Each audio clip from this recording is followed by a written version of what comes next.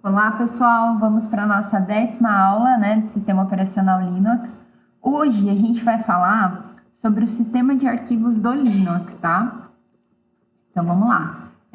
O que é sistema de arquivos, né? Então imaginem assim, a gente tem o hardware, que é o equipamento, aí a gente tem nosso sistema operacional. O nosso sistema operacional, ele trabalha com o sistema de arquivos. O Windows trabalha com NTFS e o Linux a gente trabalha com ext4. Tá?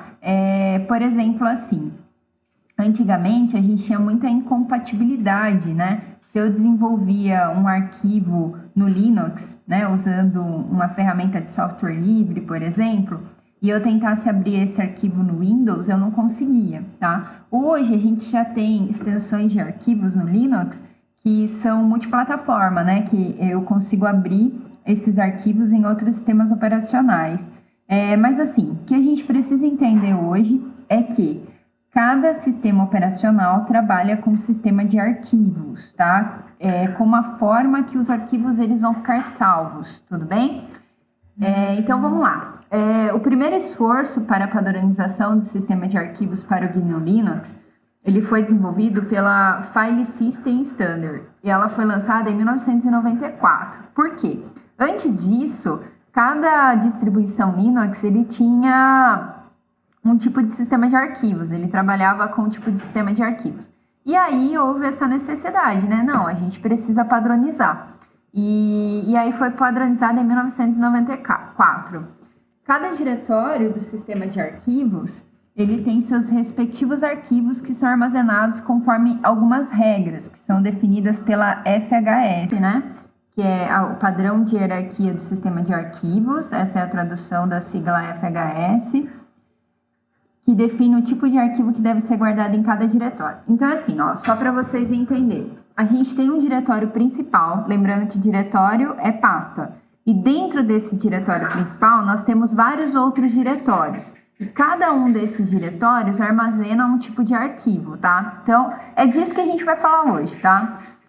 Isso é muito importante, pois o padrão ajuda a manter a compatibilidade entre as versões Linux existentes no mercado hoje, permitindo que qualquer software escrito para GNU Linux seja executado em qualquer distribuição desenvolvida de acordo com os padrões da FHS. Atualmente, gente, a FHS ela é mantida pela Free Standard Group, uma organização sem fins lucrativos formada por grandes empresas como HP, IBM, Red Hat e Dell, tá? Se vocês quiserem conhecer um pouquinho mais, eu deixei aqui um link que a gente consegue consultar, tá? Deixa eu até voltar aqui. Pessoal, vou mostrar para vocês, ó, acabei de acessar o site que fala, né, do FHS. A gente tem aqui, ó que interessante, vou colocar aqui no Google Chrome para traduzir, tá? Então, quem não tem tanta facilidade com o inglês pode fazer a tradução. Então, ele fala aqui, ó, o padrão do sistema de arquivo foi projetado para ser desenvolvedores da distribuição Unix, desenvolvedores de pacotes e implementadores de sistema. No entanto, o objetivo principal é ser uma referência e não um tutorial sobre como gerenciar arquivos Unix ou hierarquia de diretórios, tá? Como o Linux é baseado no Unix, então a gente usa a FHS também. Aqui, pessoal, tem o documento principal orientador que fala, né, sobre os diretórios, o que deve ser armazenado em cada diretório. Então, se eu abrir aqui, ó, vou até colocar para traduzir, para ficar mais fácil para a gente, ele vai falar. Eu vou descer aqui um pouquinho, só para a gente ver. Ó, ele fala do /bin, do /boot, do /dev, que é os diretórios que a gente vai conhecer daqui a pouco. /etc, do /home, né, ó, diretórios pessoais de usuário. Então, ele explica o que deve ser armazenado, tá? Quem quiser fazer uma consulta, se aprofundar um pouquinho mais, vai ser excelente. Então, deixa eu voltar aqui para a nossa aula. Então, vamos lá, né? Agora vocês já sabem o que é sistema de arquivos, qual padronização a gente usa aí para o sistema de arquivos das distribuições Linux, né? Agora a gente vai entender como que são esses diretórios, né? Essas pastas, como o sistema de arquivos do Linux é organizado. Então, a árvore de diretórios de GNU Linux tem a seguinte estrutura. O diretório principal é o barra. O barra a gente chama ele de diretório raiz. Dentro desse barra, a gente tem todos esses outros diretórios. O bin, o cd-rom, o etc, o lib, o mnt, o proc, o root, né? A gente vai entender o que é armazenado em cada um deles. Então, aqui, ó, da estrutura mostrada acima, né, o FHS, ele determina que um sistema GNU Linux, ele deve conter obrigatoriamente 14 diretórios, especificados a seguir. Então, eu vou explicar cada um deles para vocês. Só que assim, a gente sabe que não são todas as distribuições Linux que têm todos esses diretórios, tá? E algumas têm até alguns diretórios a mais. Então vamos lá, vamos começar aqui pelo raiz, né? Este é o principal diretório do GNU Linux. Ele é representado pela barra. É no diretório raiz que ficam todos os outros demais diretórios. Esses diretórios que a gente vai conhecer agora, eles são chamados de subdiretórios, tá? Porque eles estão dentro do raiz. Eu vou mostrar isso para vocês lá no Linux, ó. Vou abrir a máquina virtual aqui. Deixa eu só logar aqui nela, para vocês conseguirem visualizar e entender um pouquinho melhor aí, tá? Se eu abrir aqui, ó, o explorador de arquivos do Linux, ele vai abrir essa estrutura de diretórios, tá? Lembrando que diretórios são pastas. Então, eu tenho aqui área de trabalho, lixeira, aplicativos, documentos, músicas, imagens, vídeos e download. Aqui, quando eu estou em pasta pessoal, então eu estou dentro da pasta, né, do usuário logado, que é a Gilmara. Então, a Gilmara, ela está dentro do diretório home, tá vendo? Então, eu vou tirar isso aqui, vou apagar e vou apertar o Enter só no barra. Tá vendo, ó? O barra é o diretório raiz. Tudo começa nele. E todos esses são os diretórios, os subdiretórios do diretório raiz. O bin, o boot, o cd-rom. O que eu vou explicar agora é o que é armazenado em cada diretório desses. Tudo bem? Só fazendo uma comparação, não quero confundir vocês com o Windows, tá? Eu vou abrir o explorador de arquivos do Windows. Ó, esse aqui é o explorador de arquivos do Windows que vocês estão acostumados. Vocês estão acostumados com área de trabalho, download, documentos, certo? Mas se eu vier aqui, ó, em C2 pontos é o diretório raiz do Windows, tá? E aí no C2 pontos eu tenho os seguintes subdiretórios, ó, arquivos de programas x86, que é onde ficam os programas de 32 bits instalados nessa máquina. Esse arquivo de programas é de 64 bits. Eu tenho aqui, ó, o Intel, né, porque o meu processador é Intel, então eu tenho esse arquivinho aqui, minha placa de vídeo também. Usuários, que são todos os usuários que eu tenho criado nessa máquina, que é a Gilmar e a Maria, e o usuário público. E a pasta Windows, né, que aí aqui é da instalação do meu sistema operacional. Eu tenho que tomar super cuidado em manipular essa pasta, porque é a pasta do meu sistema operacional, tá? Então, esse é o sistema de arquivos do Windows, só para fazer uma comparação com o Linux. E esse daqui é o sistema de arquivos do Linux. Então, o barra, o raiz, é o diretório principal e os outros são os subdiretórios, ok? E cada subdiretório desse armazena um tipo de informação. Agora eu vou explicar para vocês o que cada subdiretório armazena. Não fiquem assustados, não precisa decorar aí todos esses subdiretórios, como que cada um funciona. O que eu quero que vocês entendam é como que funciona essa estrutura do sistema de arquivos do Linux, que a gente tem um diretório raiz e dentro dele a gente tem vários subdiretórios, e cada um desses subdiretórios armazena um tipo de informação, tá? Então, vamos lá. Alguns a gente vai acabar memorizando aí, porque a gente vai usar eles sempre, né? Nas próximas aulas, a gente vai acessar direto barra home, a gente vai acessar direto barra etc. Então, alguns diretórios a gente vai acessar constantemente. Ó, pessoal, então vamos lá. O barra bin, ele é o diretório que guarda os comandos essenciais para o funcionamento do sistema. Esse é um diretório público, sendo assim, qualquer um dos usuários do sistema consegue acessá-los. O barra boot é onde estão armazenados arquivos estáticos necessários para a inicialização do sistema. Ele é o gerenciador de boot, né? Toda vez que a gente fala em boot, pessoal, é a inicialização do sistema. O gerenciador de boot é um programa que carrega um sistema operacional e permite escolher também qual vai ser iniciado, se eu tiver mais de um sistema operacional na máquina. O barra dev é onde ficam os arquivos de dispositivos. O Linux faz a comunicação, né, com os periféricos, mouse, teclado. Vocês chegaram a ver isso nas aulas de hardware, né?